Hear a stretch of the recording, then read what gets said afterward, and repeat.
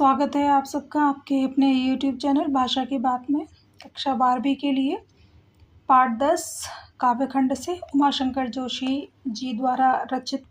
इसमें बगलों के पंख और एक छोटा मेरा खेत चौकोना हम पढ़ेंगे।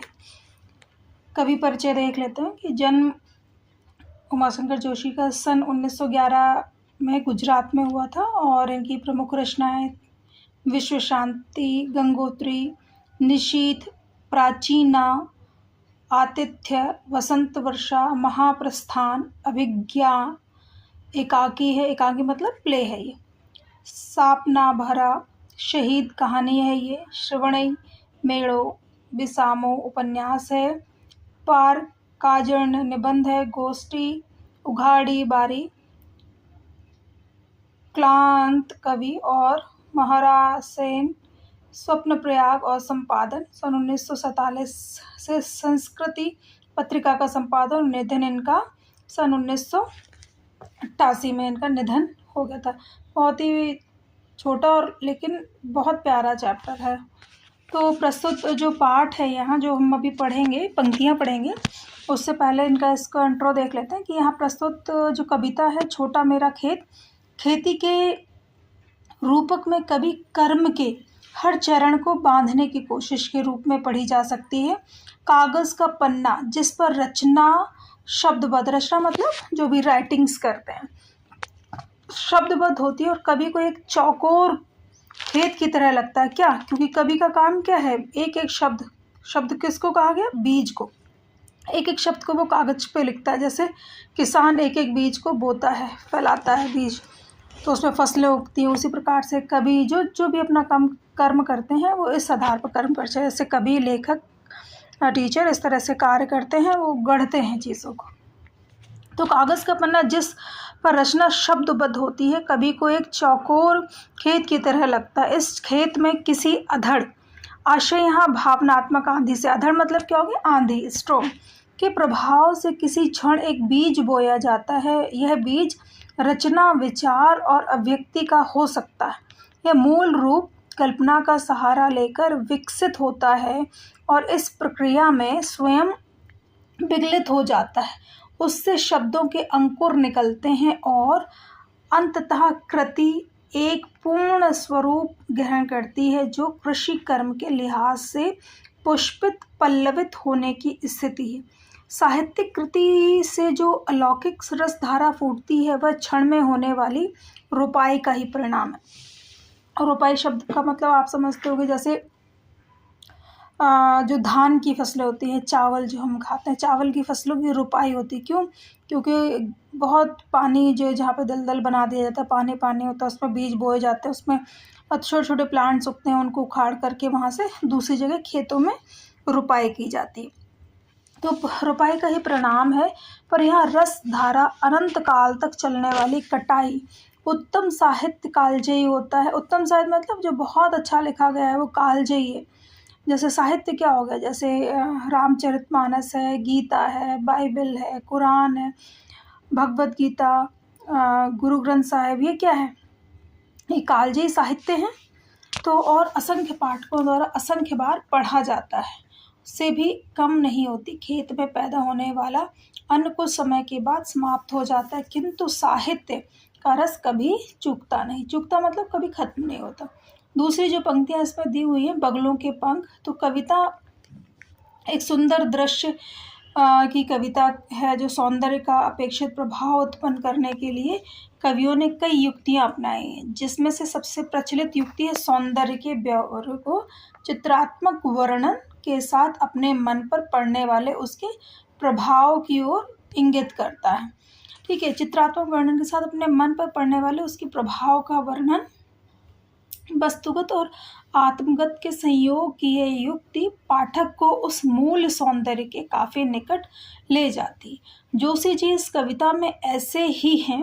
कवि काले बादलों से भरे आकाश में पंक्ति बनाकर उड़ते सफ़ेद बगलों को देखते हैं। वे कजरारे बादलों के ऊपर तैरती सांझ की श्वेत काया के समान प्रतीत होते हैं। यह दृश्य इतना नैनाभिराम, नैनाभिराम शब्द का मतलब होता है नेत्रों को अच्छा लगने वाला, कि कभी और सब कुछ भूलकर उसी में अटका सा रह जाता है। वह इस माया से अपने को बचाने की गुहार लगाता है।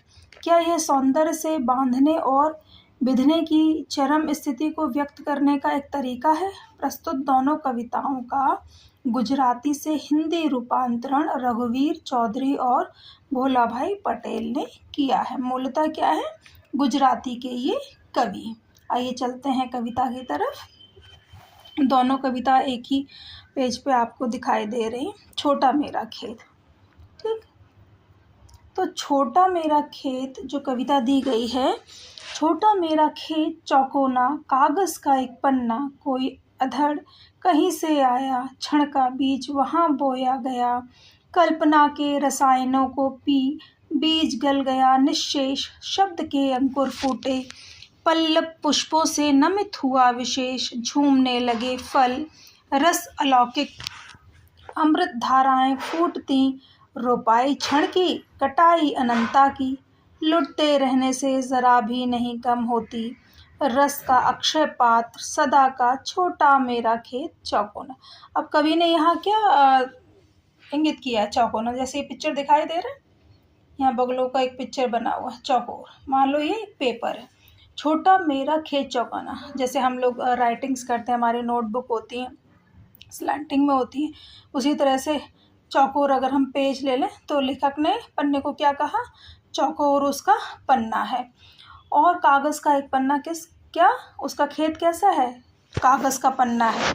और कोई अधड़, अधड़ मतलब आंधी। आप देखते हैं ना जब तेज़ आंधी आती है तो जो शीट्स होते हैं, बीज होते हैं, वो इधर उधर आंधी के साथ चले जाते हैं, फिर वहाँ पर उग जाते हैं। जैसे पीपल के, नीम के, छोटे छोटे बरगद के, इस तरह के जो छोटे छोटे बीज होते हैं ना, आंधी के साथ बहुत दूर दूर तक चले जाते हैं इधर उधर। आपने देखा हो कहीं भी उग जाते हैं, जैसे बारिश का टाइम आता है, पानी अगर मिलता है इनको तो। कह रहे कोई अंधड़ कहीं से आया, क्षण का बीज वहाँ बोया गया। क्षण, कुछ पल में ही एक शब्द कोई वहाँ पर पे रचना कर दी गई, मतलब जैसे कोई शब्द लिख दिया गया।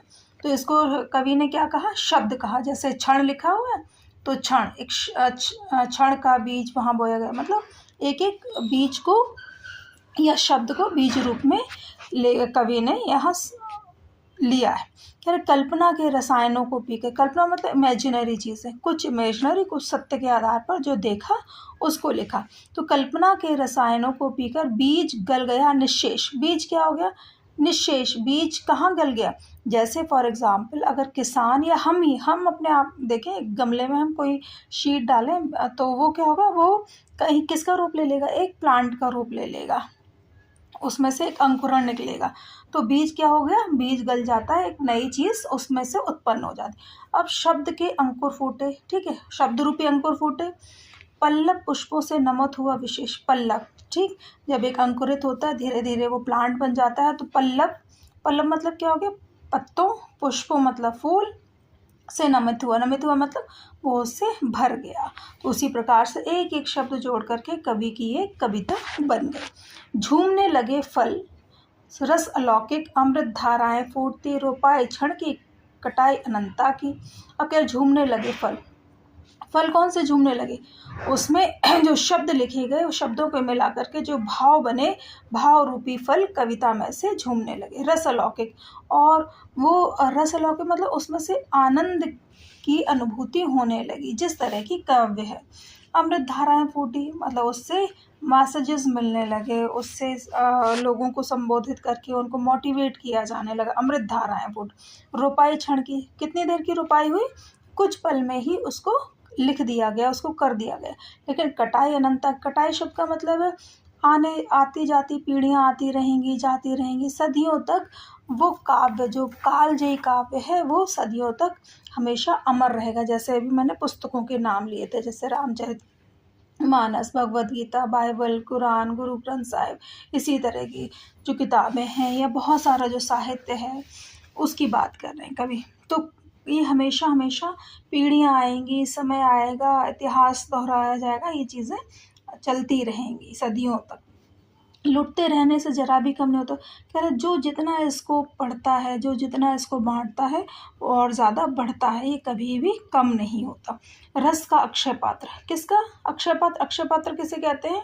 ऐसा पात्र जिसमें एक बार कोई चीज़ डाल दो और वो कभी भी फिनिश नहीं होती, ख़त्म नहीं होती। तो रस का अक्षय पात्र, पात्र मतलब बर्तन। छोटा मेरा खेत चौकोना, लेखक क्या कहते हैं, कवि क्या कहते हैं, जो मेरा खेत है चौकोना वो रस का अक्षय पात्र है। इसमें कितने भी शब्द लिखते जाते हैं और उसमें से नई नई शब्दावली बन करके नया काव्य उभरने लगता है, जो लोगों को मोटिवेट करता है, जो लोगों को एक नई राह देता है, और ये कभी भी फिनिश नहीं होता, कभी भी ख़त्म नहीं होता। दूसरा है आपका बगुलों के पंख। ठीक, बगुलों के पंख। तो बगुलों के पंख में नभ में पाती बांधे, यहाँ दिख रहे हैं बगुलों की पिक्चर्स आपको दिख रही है, बगुले बने हुए हैं। नभ में सफ़ेद रंग के होते हैं। नभ में पाती बांधे बगुलों के पंख, पाती बांधे पंक्ति बांधे, इस वी शेप में ये लोग उड़ते रहते हैं पंक्ति से। पंक्ति मतलब क्या हो गया, जैसे आपको कहते हैं ना कि लाइन में खड़े रहो, क्यू बना लो प्रेयर के लिए। तो नभ में पाती बांधे बगुलों के पंख, तो बगुले हैं, ऐसा लग रहा है पंक्तियां बना करके वो उड़ रहे हैं। चुराए लिए जाते वे मेरी आंखें, कभी क्या है, कभी क्या कह रहा है कि सांझ का समय है, वो अपने घरौंदों की तरफ लौट रहे हैं, घोंसलों की तरफ लौट रहे हैं। तो एक तो बगुले सफ़ेद रंग के, और संध्या का समय हो रहा है, आसमान में कालीमा छा रही है, शाम हो रही है, तो वो सफ़ेद रंग के बगुलों के पंख बड़े शोभायमान होते हैं और मेरी आंखें उन्हीं को देखते हुए बढ़ती जाती हैं। ऐसे लगता है मेरी आंखें मेरे पास ना होकर के उन पंक्तिबद्ध कब बगुलों के साथ चली जा रही।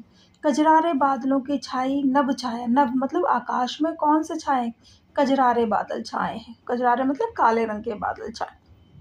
तैरती सांझ की सत्य श्वेत काया, और क्या है, सांझ हो रही, शाम हो रही है, और उस शाम में श्वेत काया वाले ये बगुले जो हैं उनके पंख ऐसा लग रहा है वो तैर रहे हैं।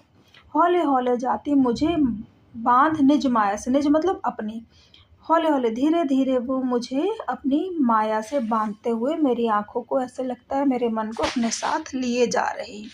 उसे कोई तनिक रोक रखो, कभी क्या कहता है, उसे कोई रोक लो ताकि मैं अपने आप को भी रोक सकूं।